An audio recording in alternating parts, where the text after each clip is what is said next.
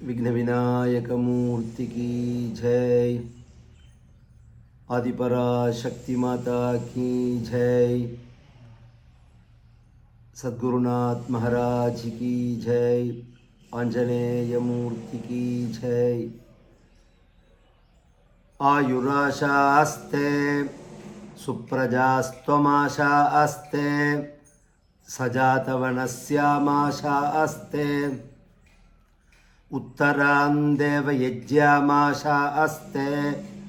भूयोः विष्करणमाशास्ते दिव्यं धामाशास्ते विश्वं प्रियमाशास्ते यदनेन हविषाशास्ते अग्नेस्त्वा साम्राज्येनाभिषिञ्चामि सोमस्त्वा साम्राज्येनाभिषिञ्चामि इन्द्रस्त्वा साम्राज्येनाभिषिञ्चामि बृहस्पतेस्त्वा साम्राज्येनाभिषिञ्चामि. இந்த மந்திரம் ராஜாக்களுக்கு பட்டாபிஷேகம் பண்ணி வைக்கிற மந்திரம். பொதுவாக நாம் வாழ்க்கையில் கும்பாபிஷேகங்கள் நிறைய பார்த்துருப்போம்.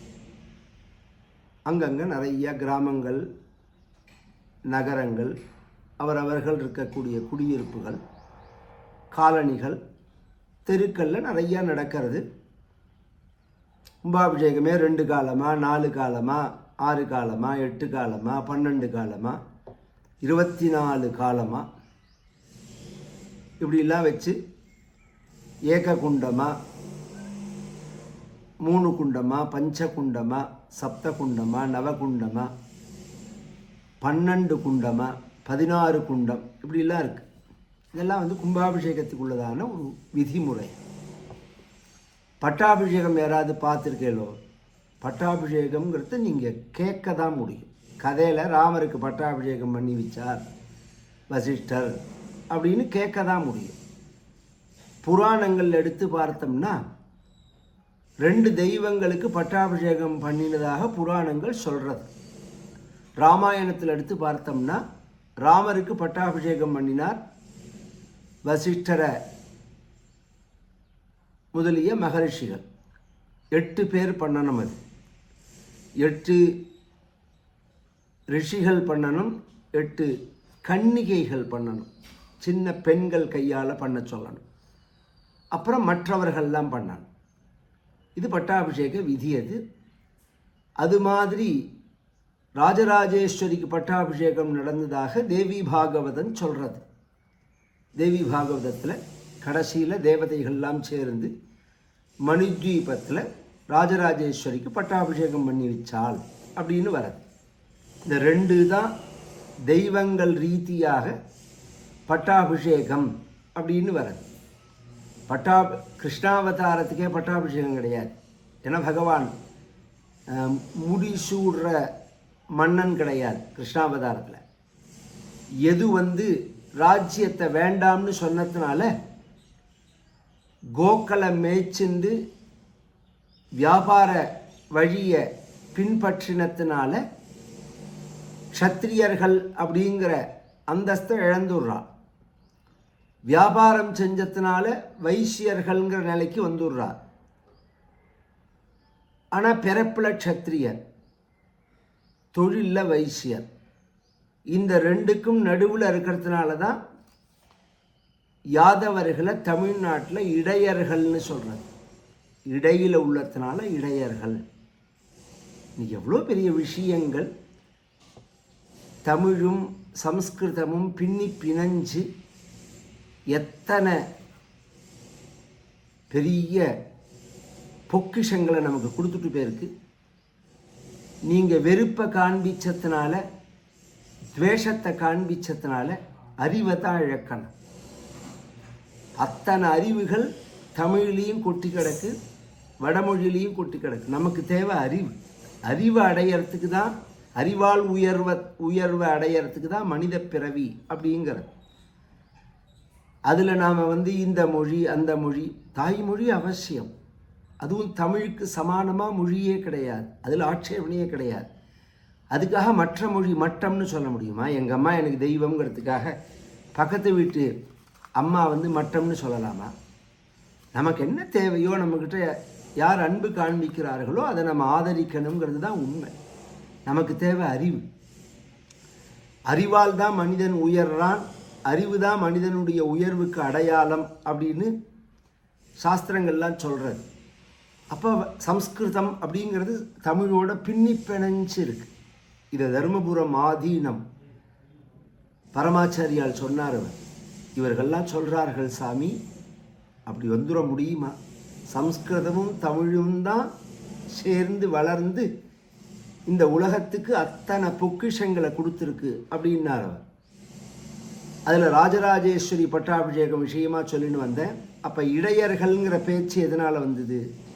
எப்படி நாம் இடையர்கள்னு சொல்கிறோம்? க்ஷத்திரியர்களுக்கும் வைசியர்களுக்கும் நடுப்பில் இருக்கிறதுனால. இப்போ பட்டாபிஷேகம்ங்கிற விஷயத்தை எடுத்துப்போம். ராஜராஜேஸ்வரிக்கு பட்டாபிஷேகம் நடந்ததாக சொல்கிறது. அதை கண்ணால் பார்க்கணும் அப்படின்னா இப்போ யார் ராஜா இருக்கா? எந்த ராஜாவுக்கு பட்டாபிஷேகம்? அதுவும் பெரிய ஒரு வயத்தறிச்சலான விஷயம். தொன்மையான தேசம், பழமையான தேசம், புண்ணியமான தேசம். இந்த நாட்டில் நாம் அந்த சம்பிரதாயங்களை ஃபாலோ பண்ணுறது வெள்ளையன் வேண்டான்னு சொன்னமே தவிர அவனோட எச்சத்தை தான் ஃபாலோ பண்ணுறோம். நம்ம ராஜாக்கள்லாம் சேரர்கள், சோழர்கள், பாண்டியர்கள், பல்லவர்கள், விக்ரமாதித்தர்கள், வட இந்திய ராஜாக்கள், இவர்கள்லாம் எப்படி பட்டாபிஷேகம் பண்ணிண்டார்கள், முடிசூடின்றார்கள், அந்த பழக்கம் என்ன, அதை ஃபாலோ பண்ணி நாம் செய்யணும் அப்படிங்கிறது ஜனங்களுக்கு புரியணும். இந்த தேசத்தோட அடையாளம்.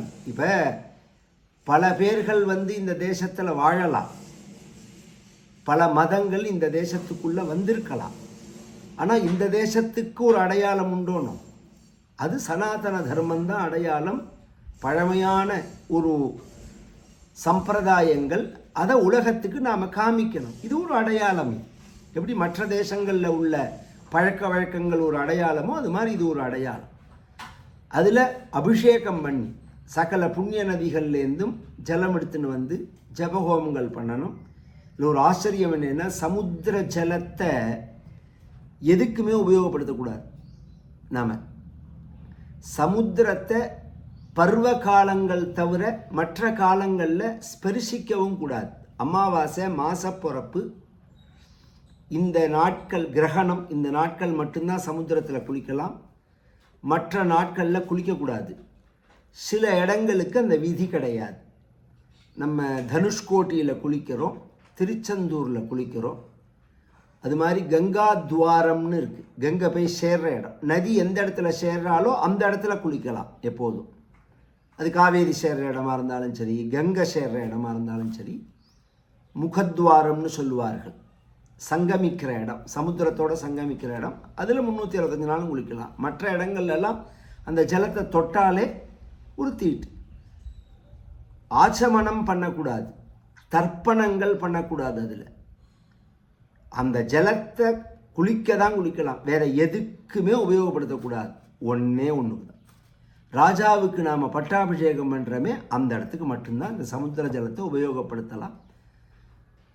வசிஷ்டர் ராம பட்டாபிஷேகத்தின் போது 500 புண்ணிய நதிகள்லேருந்தும் 4 சமுத்திரத்திலேருந்தும் ஜலங்கொண்டு வந்து ராமருக்கு பட்டாபிஷேகம் பண்ணினார் அப்படின்னு ராமாயணம் சொல்கிறது. அது மாதிரி ராஜராஜேஸ்வரிக்கு பட்டாபிஷேகம் பண்ணினதாக தேவி பாகவதன் சொல்கிறது. அது மாதிரி பட்டாபிஷேகம் பண்ணணும் அப்படின்னு பரமாச்சாரியால் காலத்தில் விரும்பி காமாட்சிக்கு பட்டாபிஷேகம் நடந்தது. ராமருக்கு பட்டாபிஷேகம் எங்கள் தாத்தா திருப்பி அதை ஆரம்பித்தார். சாம்ராஜ்ய பட்டாபிஷேகம் அப்படின்னு 2 இடத்துல பண்ணினார் தாத்தா. மெட்ராஸில் வீனஸ் காலனியில் ஆஸ்திக சமாஜத்தில் 1956 அந்த வாக்கில் பண்ணினார். அதே மாதிரி பாம்பேயில் 1957 ஆஸ்திக சமாஜத்தில் மாத்துங்கால பண்ணினார். இதில் ஒரு பெரிய ஆச்சரியம் என்னென்னா, அனந்தராம தீட்சிதர் பரம்பரையில் வந்தவா நிறைய பேர் இருக்கா, பிரவச்சனம் பண்ணுறவா எல்லாருமே புண்ணியாத்மாக்கள்.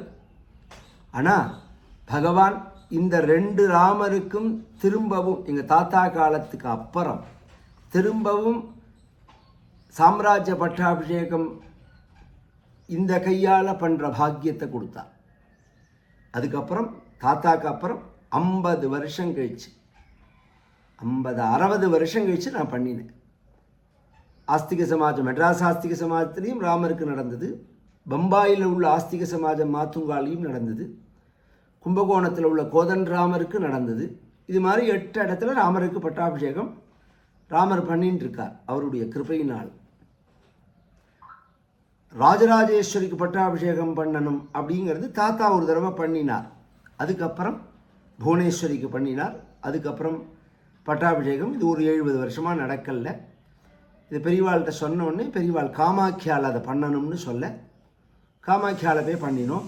இப்போ சமீபத்தில் திருவானைக்காவல் அகிலாண்டேஸ்வரிக்கு தாடங்க பிரதிஷ்டை பண்ணின போது பெரியவாள்கிட்ட பேசிட்டு இருக்கிறதே பெரியவாள் திரும்பவும் அம்பாஜியில் போய் பண்ணணும். இப்போ தமிழ்நாட்டில் பண்ண முடியாதன்னா பண்ண முடியும், பண்ண முடியாது, 2 விதமாகவும் எடுத்துக்கலாம். பண்ணலாம், சாஸ்திரத்தில் அதுக்கு இடம் உண்டு.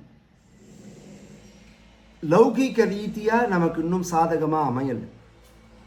அந்த காரியங்களை நாம் சுதந்திரமாக செய்யறதுக்கு ஆலயங்கள்லாம் இல்லை. ஒரு தெய்வீக காரியங்களை சுதந்திரமாக செய்யறதுக்கு ஆலயங்கள் இல்லை. மற்ற எல்லா காரியம் சுதந்திரமாக நடக்கிறது. நல்ல காரியங்களை ஆலயங்களை சுதந்திரமாக நீங்கள் செஞ்சிட முடியாது. அதுக்கு 1000 ப்ரொசீஜர் ப்ராசஸ்ஸு அதெல்லாம் மாறட்டும். பகவத் சங்கல்பம் எப்போவோ அப்போ நடக்கட்டும்.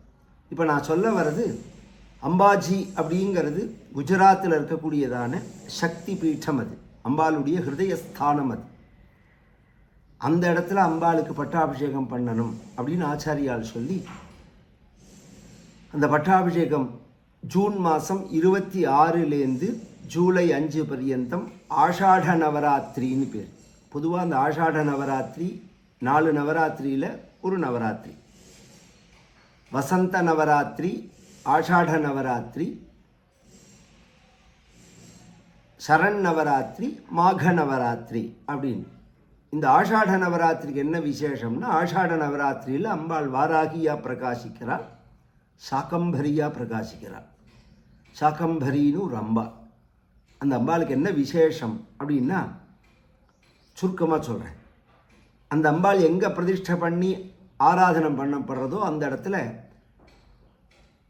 பசுமை புரட்சி இருக்கும், தனதானியங்கள் சமிருத்தியாக இருக்கும், நிறைய காய்கறிகள் பழங்கள் சமிருத்தியாக இருக்கும். ஆனால் அந்த அம்பாளை வச்சு பூஜை பண்ணுறதுக்கு ஒரு நியமம் உண்டு. அந்த அம்பாள் இருக்கிற தேசத்தில் கோல் சொல்லக்கூடாது, ஒத்தரை பற்றி ஒத்தர்கிட்ட சொல்லக்கூடாது. இந்த நியமம் இருந்தால் அந்த அம்பாள் அங்கே இருப்பாள். நாம் அந்த நியமத்தை மீறினா அம்பாள் அந்த இடத்த விட்டு போயிடுவாள். இது வட இந்தியாவில் நடந்தது. ஒரு ராஜா இந்த அம்பாளை கொண்டு வச்சு பூஜை பண்ணணும்னு ஆசைப்பட்டு அம்பாளை சாட்சாத்காரம் பண்ணி பிரார்த்திக்கிறான், நம்ம தேசத்தில் இருக்கணும்.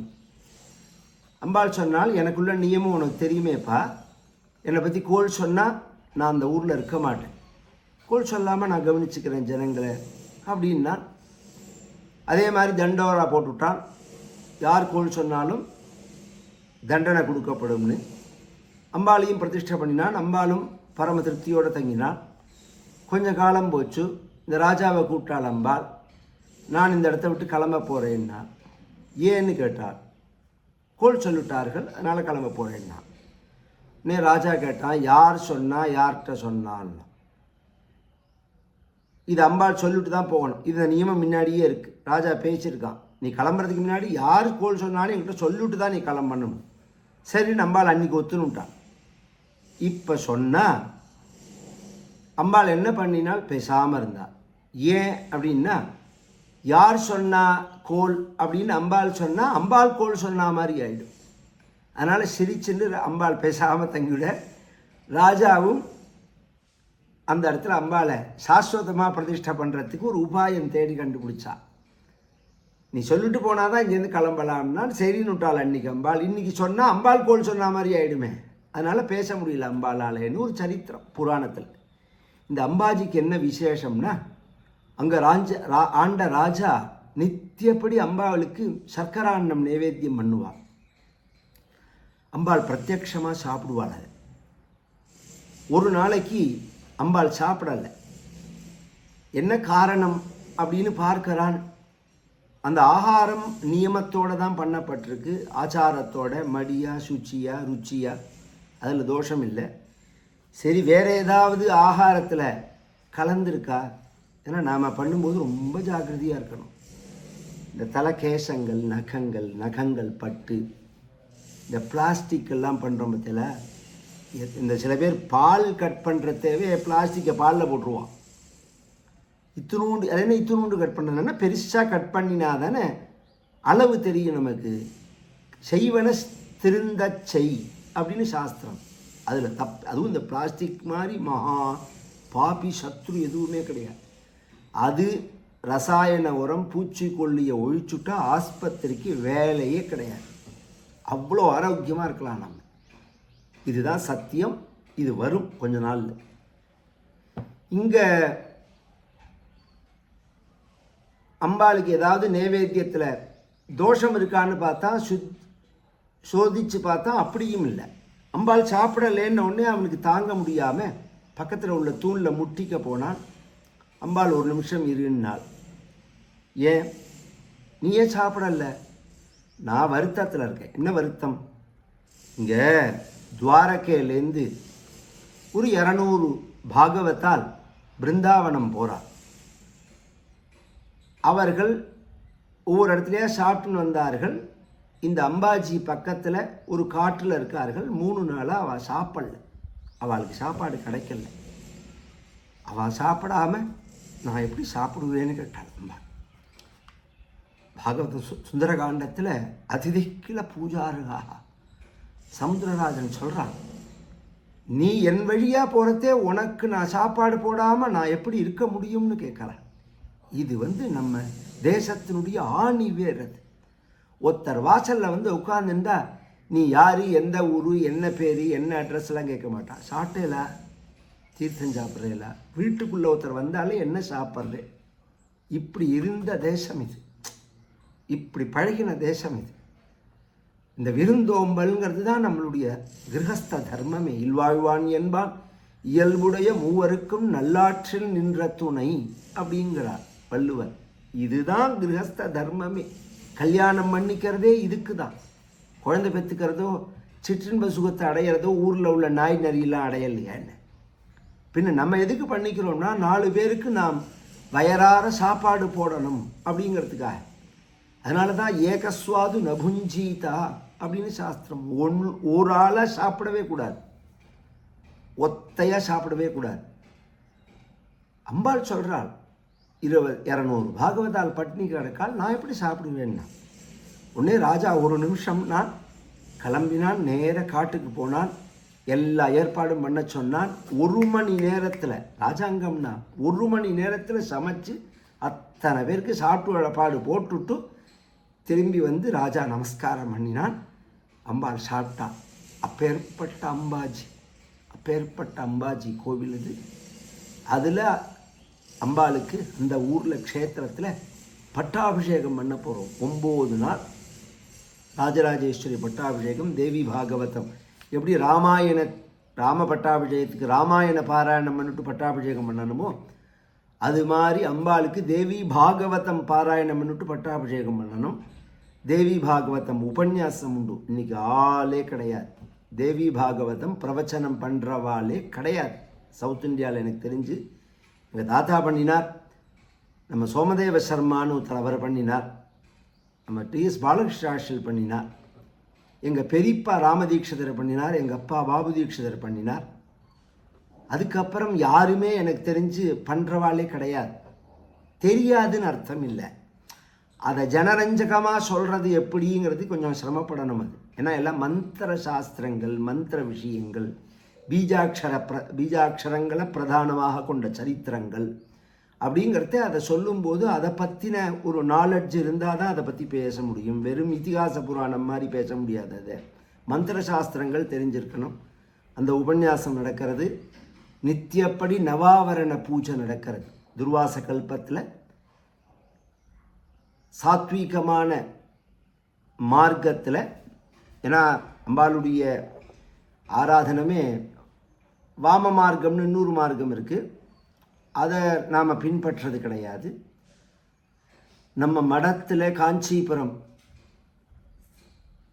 சர்வஜ பீட்டாரோகணம் பண்ணினால் ஆச்சாரியால் மூலாம்நாய மடம்னு சொல்கிறது. பொதுவாக 4 திசையில் ஆச்சாரியால் பிரதிஷ்டை பண்ணின 4 மடம் அப்படிங்கிறதோட காஞ்சிபுரம் ஆச்சாரியாலே குருவாக இருந்த மடம். மற்ற இடங்களில் சிஷ்யர்களை வச்சால் ஆச்சாரியா. இதுக்கு பிரமாணமும் சங்கர விஜயம்தான். எத்தனை சங்கர விஜயம் இருக்குது? ஒரு சங்கர விஜயம் கிடையாது, 10 சங்கர விஜயம் இருக்குது. அதனால் இதில் பிரமாணம் இருக்குது இல்லை, இந்த கான்ட்ரவர்சிக்குள்ளெல்லாம் போக வேண்டாம். தேவையில்லாமல் கமெண்ட்ஸ் எல்லாம் கொடுக்க வேண்டாம். அவாவா எந்த ஆச்சாரியால் ஃபாலோ பண்ணுறாலோ அதை ஃபாலோ பண்ணிக்கோங்க. நம்ம எங்களுக்கு எல்லாரும் ஒன்று தான். ஆனால் அதே சமயம் ஆதிசங்கர பகவத் பாதாளுடைய ஸ்வரூபமான நம்ம பரமாச்சாரியால், நம்ம பாலபெரிவால் எப்படி நாம் பூஜை பண்ணாமல் இருக்க முடியும்? அதுதான் இந்த கேள்வி.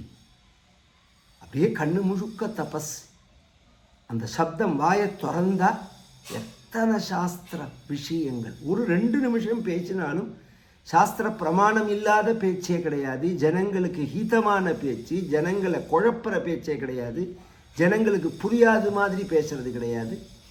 அப்பேற்பட்ட காஞ்சிபுரம் ஆச்சாரியால் மடத்தில் காமாட்சி கோவிலில் எதை ஃபாலோ பண்ணுறோமோ அந்த சம்பிரதாயத்தில் தான் நவாவரண பூஜை. அம்பாளுக்கு நித்தியப்படி சண்டி ஹோமம், சண்டி பாராயணம் 100 பாராயணம் நடக்கும். இதில் இன்னொன்று சொல்கிறேன், இதில் எல்லாருக்கும் இந்த கிளாஸ் எடுக்கணும்னு ஆசை. குழந்தைகள், ஸ்திரீகள், ஆண்கள் எல்லாருமே இந்த கிளாஸில் சேரலாம். இந்த கிளாஸ் ஒரு 2 மாதம் நடக்கும். தேவி மாஹாத்மியம் சண்டி அப்படிங்கிறது. இதுக்கு என்ன நியமம்னா, அம்பாளுடைய மந்திரம் உபதேசமாக இருக்கணும், ஆச்சாரமாக இருக்கணும் அப்படிங்கிறது தான் நியமம். நீங்கள் அங்கே பாராயணம் பண்ணணும். எனக்கு நான் உங்களுக்கு சொல்லி கொடுக்குறதுங்கிறது நீங்கள் அங்கே அதை பாராயணம் பண்ணுறதுக்காக. இப்போ எங்கிட்ட கற்றுனுட்டு நான் அந்த இடத்துக்கு வரலேன்னு சொன்னால் அப்படி பண்ணுறவா உண்டு. ஏன்னா உலகங்கிறது பெரும்பாலாக நல்லவா தான், எல்லாரையும் நல்லவாள்னு நம்ம நம்ப முடியல. அதனால் ஒரு கண்டிஷன் உண்டு. அதுக்கு நான் ஒரு நம்பரை அனுப்புவேன். அந்த நம்பரில் பதிவு பண்ணி நான் சொல்கிற அந்த அக்கௌண்ட்டுக்கு 5000 ரூபா பணம் கட்டி பதிவு பண்ணிக்கணும். நான் சொல்லி கொடுக்க போகிற கிளாஸு ஃப்ரீ தான். இந்த 5000 ரூபா நீங்கள் பின்னாடி இதுக்கு வரையலணும், அம்பாச்சி வரையலணும், அங்கே பாராயணம் பண்ணுறது. அப்போ உங்களுடைய இதில் அதை கழிச்சுன்று வேணாம். ஏன்னா அங்கே வரத்துக்கு தங்கறதுக்கு வரது உங்கள் செலவு, தங்கிறது ஏற்பாடு பண்ணுறது, இதுக்கு ஒரு ஃபீஸ் உண்டு. அந்த ஃபீஸில் அதை கழிச்சு வேணாம். இதுக்கு எல்லா இதுதான் இது இது பிராமணா அப்ராமணான்னு கிடையாது. ஆனால் சம்ஸ்கிருதம் வாயில் வரணும், ஓரளவு நியமமாக இருக்கணும். இதை நாம் இந்த கிளாஸ் எல்லாம் எடுக்கும்போது அனாச்சாரமாக இருக்கக்கூடாது. வீட்டுக்கு விளக்கா உள்ள நாளுக்கு கிளாஸுக்கு வரக்கூடாது. இதெல்லாம் இதுக்குள்ள நியமங்கள். இது இந்த சிஷ்டாச்சாரத்தில் உள்ளது. வேத மார்க்கத்தில், வாமாச்சாரத்தில் அதெல்லாம் உண்டு, அங்கீகாரம் பண்ணியிருக்கேன். அது அவளுடைய சம்பிரதாயம். அதை நான் தப்புன்னு சொல்ல வரல. நாம் எதை ஃபாலோ பண்ணுறோமோ அதுபடி தான் ஃபாலோ பண்ணணுங்கிறதுனால சொல்கிறேன். பதிவு பண்ணிக்கணும்.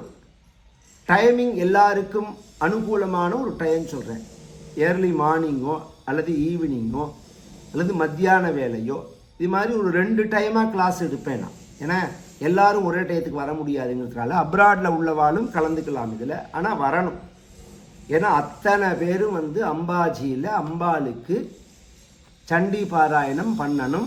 அது மட்டும் இல்லை, லலிதா சகஸ்ரநாமம்னு சொல்லிக் கொடுப்பேன், சௌந்தர்லஹரின்னு சொல்லிக் கொடுப்பேன். இந்த 3மே பாராயணம் பண்ணணும் நித்தியப்படி. அந்த கிளாஸில் கலந்துக்கணும்னு ஆசைப்படுறவா எல்லாருமே இந்த கீழே வர நம்பரில் இன்றைக்கே பதிவு பண்ணிடுங்கோ. இன்னும் ஒரு 3-4 நாளில் இந்த கிளாஸ் ஆரம்பிச்சிருவோம். அது ஒரு விஷயம். சண்டி பாராயணம் சண்டி ஹோமம், நித்தியப்படி சுவாசினி பூஜை. நூற்றுக்கணக்கான சுவாசினிகளுக்கு ஒரு நாளைக்கு ஒருத்தருக்கு 2 பேருக்கு 3 பேருக்கு அப்படிலாம் கணக்கு கிடையாது. எத்தனை சுமங்கலிகள் இந்த 9 நாளைக்குள்ள வராலோ அத்தனை சுமங்கலிகளுக்கும் பூஜை. எத்தனை கன்னிகைகள் வராலோ அத்தனை கன்னிகைகளுக்கும் பூஜை. எத்தனை பிரம்மச்சாரி வராரோ அத்தனை பிரம்மச்சாரிக்கும் பூஜை. ஏன்னா இந்த இடத்துல சிவபெருமான் எப்படி இருக்காருன்னா கால பைரவராக இருக்கார். ரொம்ப விசேஷம். பைரவ க்ஷேத்திரம் ரொம்ப விசேஷம். வடுக பைரவர்னு சொல்கிறது, கால பைரவர்னு சொல்கிறது, ஸ்வர்ண பைரவர்னு சொல்கிறது. அம்பாஜியில் பகவான் கால பைரவனாக இருக்கிறதுனால அது சம்பந்தப்பட்டதான பூஜைகளும் நடக்கும். இது எல்லாமே வேதமயமாக தான் நடக்கும், வைதீகமாக தான் நடக்கும். வாமாச்சாரமாக இருக்காது, அசாஸ்திரியமாக இருக்காது. அதனால் இதை பற்றின இன்னும் சில விவரங்கள், இந்த நவாவரண பூஜைக்கு என்ன சங்கல்பம், நித்தியப்படி நவாவரண பூஜைக்கு சங்கல்பம் பண்ணிக்கலாம், சண்டி பாராயணத்துக்கு சங்கல்பம் பண்ணிக்கலாம், சண்டி ஹோமத்துக்கு சங்கல்பம் பண்ணிக்கலாம், சுவாசினி பூஜைக்கு சங்கல்பம் பண்ணிக்கலாம், அன்னதானத்துக்கு சங்கல்பம் பண்ணிக்கலாம். எல்லாத்துக்கும் மேலே ராஜராஜேஸ்வரி பட்டாபிஷேகத்துக்கு 9 நாளைக்கும் சேர்ந்து சங்கல்பம் பண்ணிக்கலாம். இதுக்கெல்லாம் என்ன நியமம், என்ன செலவு ஆறுது அப்படிங்கிறதெல்லாம் அடுத்தடுத்த வீடியோவில் நான் சொல்கிறேன். ஐகிரி நந்தினி நந்தித மேதினி விஸ்வ வினோதினி நந்தனுதே ಗಿರಿವರ ವಿಂಧ್ಯ ಶಿರೋಧಿನಿ ವಾಸಿನಿ ವಿಷ್ಣು ವಿಲಾಸಿನಿ ಜಿಷ್ಣುನುತೆ ಭಗವತಿ ಹೇಷಿತಿ ಕಂಠ ಕುಟುಂಬಿನಿ ಭೂರಿ ಕೃತೆ ಜಯ ಜಯ ಹೇ ಮಹಿಷಾಸುರಮರ್ದಿನಿ ರಮ್ಯಕಪರ್ದಿನಿ ಶೈಲಸುತೆ. आदिपराशक्ति माता की जय, आंजनेय मूर्ति की जय.